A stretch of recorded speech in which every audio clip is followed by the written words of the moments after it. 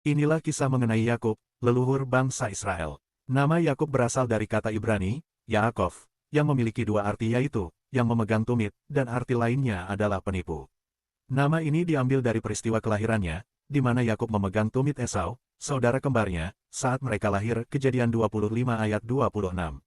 Nama ini juga mencerminkan sifat Yakub pada awal kehidupannya, yang penuh dengan tipu daya, hingga akhirnya ia berubah setelah mengalami perjumpaan pribadi dengan Tuhan di Peniel. Meskipun Yakub dan Esau adalah anak kembar, Esau dianggap sebagai anak sulung, karena ia dilahirkan lebih dahulu. Secara tradisional, hak kesulungan sangat penting, karena berkaitan dengan beberapa hal seperti warisan ganda, di mana anak sulung akan menerima bagian warisan 2 kali lipat dibandingkan saudara-saudaranya. Yang kedua adalah hak kesulungan berkaitan dengan kepemimpinan keluarga. Anak sulung memiliki hak untuk menjadi kepala keluarga setelah ayah mereka. Dan yang ketiga adalah berkat spiritual.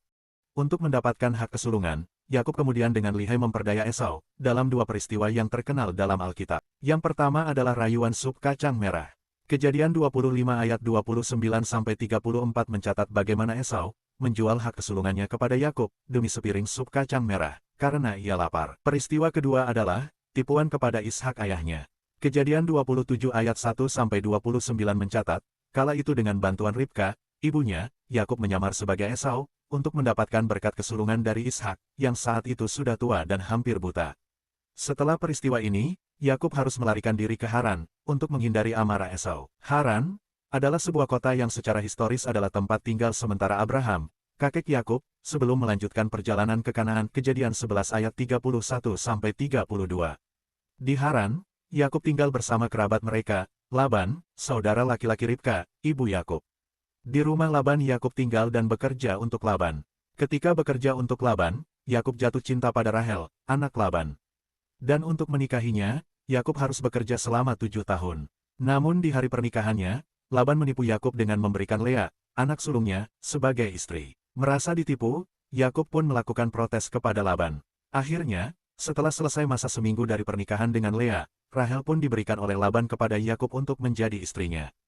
Namun Yakub kemudian harus bekerja 7 tahun lagi, sebagai upah untuk mendapatkan Rahel. Kejadian 29 ayat 27.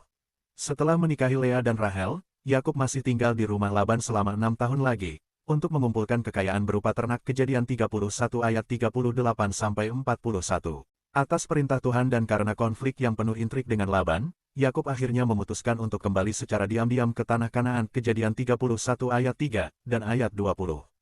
Dalam perjalanan pulang inilah, Yakub mengalami transformasi, yaitu ketika terjadi momen di mana Yakub bergumul semalaman dengan Tuhan di Peniel. Setelah